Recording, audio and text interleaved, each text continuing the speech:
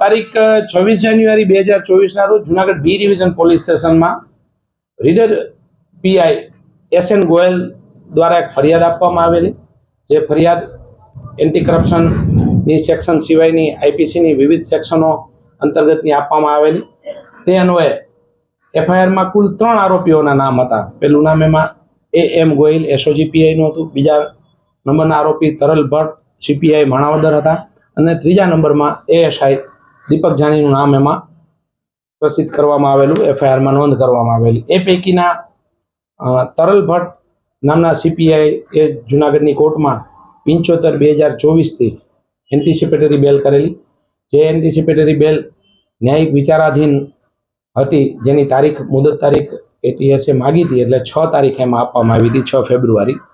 પણ પછી તેને પકડી લેવામાં આવેલા, એટલે આજ રોજ એને 14 દિવસના રિમાન્ડ માટે ગુજરાત ATS જુનાગઢની કોર્ટમાં કુલ 13 મુદ્દાઓના આધારે એને રજૂ કરેલા. જે 13 મુદ્દાઓ કોર્ટે કન્સિડર કરી અને તારીખ 7/2/2024 બપોરના 4 વાગ્યા સુધીના એના રિમાન્ડ ગ્રાન્ટ કર્યા છે. એટલે ઉલ્લેખનીય એવું છે કે તે જુનાગઢમાં આવ્યા બાદ SOGનો સંપર્ક કરી અને ઘણા બધા એકાઉન્ટો ફ્રીઝ થઈ ગયા એવો આક્ષેપ છે ફરિયાદમાં. એનું તલસ્પર્શી ઇન્વેસ્ટિગેશન FIR લોન્ચ થતાની સાથે જ ગવર્મેન્ટે ATS એન્ટી ટેરરિસ્ટને સોંપવામાં આવેલું છે અને એનું આગળ પણ ઇન્વેસ્ટિગેશન થઈ રહ્યું છે. હાલ અન્ય 2 આરોપીઓ માટેની પણ તજવીજ ATS કરી રહી છે. આજ રોજ જુનાગઢના ઇન્ચાર્જ પ્રિન્સિપાલ ડિસ્ટ્રિક્ટ જજશ્રીએ આ રિમાન્ડનો ઓર્ડર 7 તારીખ બપોરના 4 વાગ્યા સુધીનો કર્યો છે. આખો કેસ એવો છે કે કોઈ કેરળના વતની છે કાર્તિક જગદીશ. એ કાર્તિક જગદીશનું એકાઉન્ટ ફ્રીઝ કરી દેવામાં આવ્યું હતું.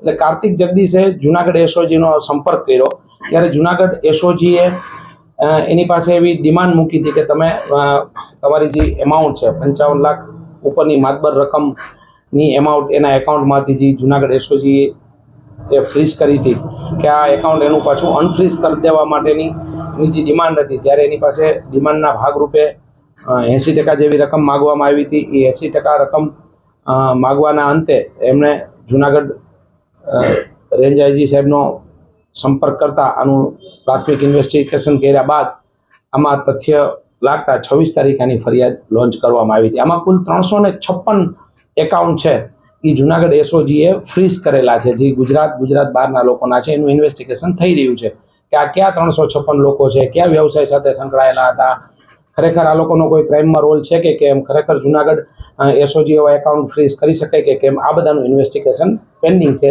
જે હાલ વિચારાધીન છે.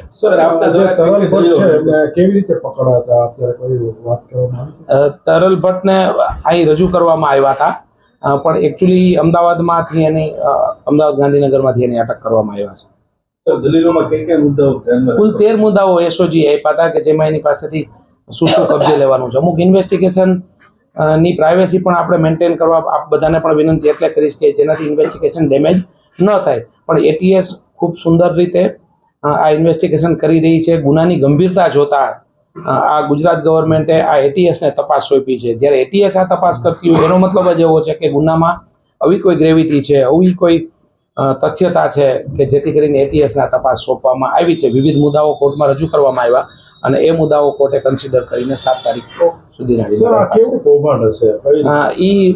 જ્યારે ચાર્જશીટ તરફ મેટર જશે ત્યારે એ એક્ઝેક્ટ ફિગર ખબર પડશે. અત્યારે ચોક્કસ એટલે નહીં કહી શકાય કે જે મૂળ ઇન્વેસ્ટિગેશન કે મૂળ જે ફરિયાદ છે, જે FIR આપણી પાસે બધાને છે અને આગળ પ્રસિદ્ધ પણ કરવામાં આવી છે, તો અત્યારે આ લાઇનથી ઇન્વેસ્ટિગેશન ચાલુ છે. એટલે એક્ઝેક્ટ એમાઉન્ટવાળી વાત કરીએ, કેટલા એકાઉન્ટ ફ્રોઝ કર્યા, મેં આપને વાત કરી 356 એકાઉન્ટો ફ્રીઝ કર્યા છે, એમાં કેટલી એમાઉન્ટ હતી, આ ચાર્જશીટનો અને ઇન્વેસ્ટિગેશનનો વિષય છે.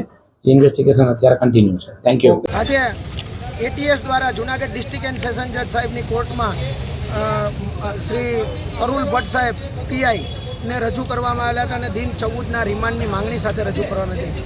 અમને એમની સામે જે કેસ બનેલો છે તે બી ડિવિઝન પોલીસ સ્ટેશનની અંદર એક એવો કેસ છે 467, 465 ભ્રષ્ટાચાર એક્ટની કલમ 5-7 મુજબનો જે કેસ છે, એની અંદર જે રિમાન્ડના મુદ્દા 10 મુદ્દા ટાંકવામાં આવ્યા હતા. આ 10 મુદ્દાની અમો જે દલીલ કરી છે એ દલીલને માન્ય રાખી અને નામદાર કોર્ટે 14 દિવસના બદલે માત્ર ને માત્ર 4 દિવસના રિમાન્ડ આપેલા છે અને અમે પણ એવું ઈચ્છીએ છીએ અને અમારા આરોપી શ્રી તરુણભાઈ ભટ્ટ એ પણ ઈચ્છે છે કે સાચી દિશામાં તપાસ થાય એટલે રિમાન્ડ જે ન્યાયતંત્ર દ્વારા આપવામાં આવેલી છે તે પણ યોગ્ય અને ન્યાયોચિત છે. બીજું ખાસ કરીને જે તમે વાત કરી હતી કે હેરેસમેન્ટ થયું છે, એરેસ્ટ કરવામાં આવ્યા છે કે રજૂ થયા હતા?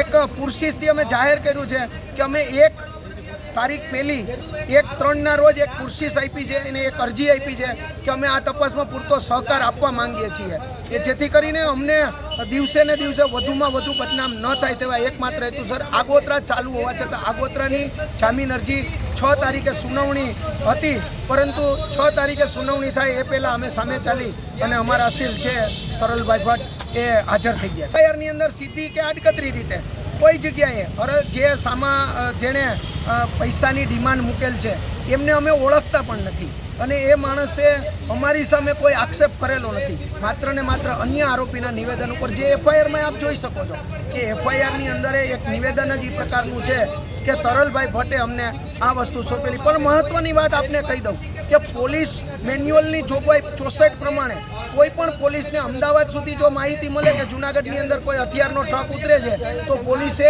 એક બીજી પોલીસને એટલે કે એસઓજીને અને એલસીબીને આ તપાસ માટે રિપ્લે કરવો જોઈએ અને જે અમે એકમાત્ર અમે એસઓજીને આ વસ્તુ જાણ કરી છે.